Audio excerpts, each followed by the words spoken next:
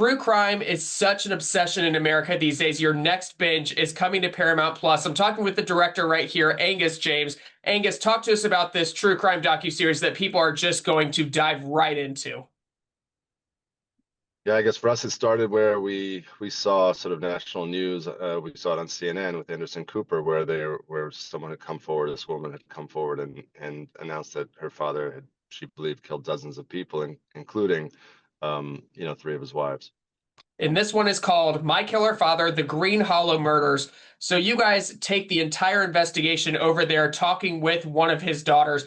Talk about meeting her and interviewing her through this docuseries and this process. Yeah, each one of these things takes on, their own life. But with this one, what we expected to step into was an active investigation, but it ended up being that we were sort of ended up becoming sort of the lead investigators in this investigation for several years. So, yeah, I mean, it's a wild story. I think it starts with how reliable our memory is. So there were these big, sort of almost hard to believe claims that, about this man. But as we looked into it more, we kept finding evidence to keep going. So one of these things was this whole, he was really known as a violent person, very withdrawn. His mother was a prostitute, a known prostitute. His father was decades older than his mother, and he had some of these hallmarks of, that serial killers share. And then around this area for decades, there had been this rumor of this like boogeyman type story called of the Green Hollow hacker, or the monster of Green Hollow. And once this story came out, everybody locally started putting two together that they believed that he was this monster of Green Hollow, which was this rumor of this person that kills people, and there was all these boogeyman type stories about this guy. So that was sort of our entry into the world. And where does this take place? Where did you guys travel to do this story, and how long did you spend there? Yeah, so this it's in and around Thurman, Iowa. The closest big city is Omaha, but it's in Iowa, and this the area is called Green Hollow, and Green Hollow has this sort of almost mythic past. It's these p people that at the turn of the 20th century were living in caves and hills, very poor, very rural, and the government had given each of these people sort of 10 acres and a plot with a well. So these old homesteads there, but those had all been sort of gone away, and now today it was all owned by a landowner who farmed cattle on the land, it grazed on the land. And so it was, yeah, this mythic sort of like wooded hill area that people had all these stories about why you would never go up there, how scary it was. And yeah, so we basically were back and forth to Green Hollow, Iowa for 3 years. And that's what sets this one apart. I mean, there are so many true crime docuseries, documentaries that we see that we know the outcome going in, but it's still fascinating to watch. What is so fascinating about this one is you guys at the same time are trying to uncover this mystery and what's happening. I mean, walk us through like what's going on in your head as I mean, you don't have a script. You don't know what's coming next in this incident. Yeah, I mean, you cross all these lines, as a sort of documentary filmmaker, what you really want to do, or at least what I try to do, is try to recede into the background. But with this, there was this rumor that sort of one of his three wives, he had killed, that he had shot her, and her case was ruled a suicide. So we were sort of faced with this question pretty early on. Do we exhume her body? And the only way her body's going to get exhumed is if we pay for that exhumation, and we actually hire a medical examiner to do it because local authorities had no will to a desire to do it. So very early on, we became sort of a central part of the story of, pushing this forward. And that continued. We had one man who we had rumored to believe that he helped carry a body of a young woman into the woods, helped Donald Dean Studi, this reported killer, carry a body into the woods. And so it took months to get him to be comfortable coming on camera, but ultimately he did. And I think very courageously, he had lived with this secret forever and ultimately led us to the spot where he had helped carry a body of this young woman. And right at the foot of this wooded area up that path is the exact same spot that Lucy had brought us to and said the well was there. So there's all this connected dots, and that's just the tip of the iceberg. There's so many other people that ultimately came forward, family members, friends, who came forward and told us what they saw and what they witnessed with Don. It's so chilling to watch this unfold across these three episodes. But what was the reaction like from the community while you're there filming? Were people excited that you guys were getting this story told? Were people kind of hesitant to what they were about to learn?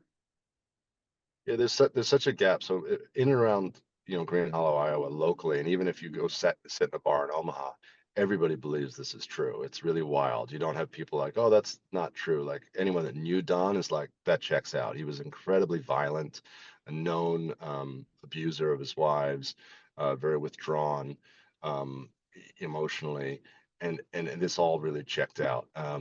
But with law enforcement, and still there's this sort of ardent belief that no, this is just all the rambles of a crazy person, and they really dismiss Lucy's claim. So there's really this tale of two stories where the local community in and around there, very believing family, almost universally believes this is true. Other family members have come forward and say he confessed to murders, but there's also one family member, prominent family member, who's the sister of Lucy, who says this whole entire thing is made up. So that was really fascinating to us to explore the story about memory and about trauma and how reliable of witnesses are we in our own lives.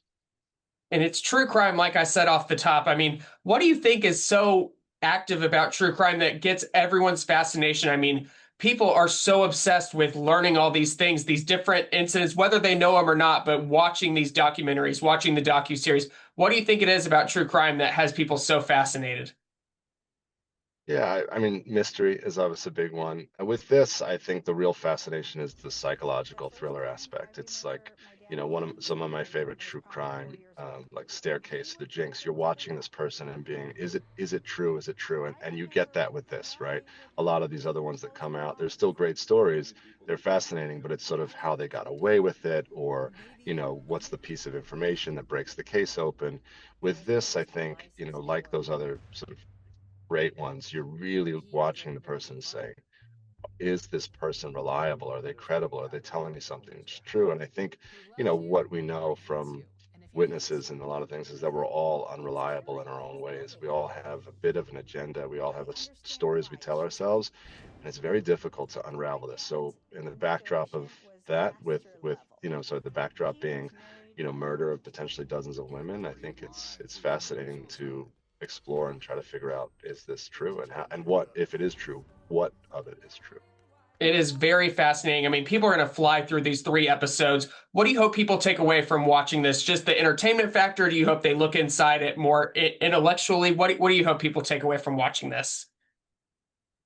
Thing that I keep coming back to is, our memory and how we have different stories. I've had so many interesting conversations with my siblings since working on this and realizing that we have huge gaps in our memory. Now, no, none of us think that our parents were killers and the other not. There's nothing that dramatic, but we both have, like, we're sure something happened versus sure something never happened. And I think that one of the big takeaways is what powerful storytellers we are in our own lives. And, as we search for the truth, there's this sort of second thing, which is the second sort of search, which is inside ourselves, like what our own agenda is. But I would also say, really important for me is the importance of victims having a way to tell their story. We know that that's something continually coming forward. There's so much trauma and being silenced. And both Lucy and her stepsisters, Dawn, Marie, and Charlotte, they were silenced for years, told to, hey, don't talk about this, just accept what it is. It's incredibly traumatic to live with something that you believe happened and everyone else telling you it didn't happen. It is so important to give those victims voices. What's next for you after this docuseries? Working on another true crime project that's sort of breaking and was just this sort of active investigation of a sort of a more famous serial killer, and yeah, something there, and then this really great music doc on Brazilian musicians and sort of the dawn of Brazilian music. So different things. We'll be sure to watch for those, but right now people need to watch this My Killer Father, The Green Hollow Murders on Paramount Plus. Angus, thank you so much for your time today. Thank you so much.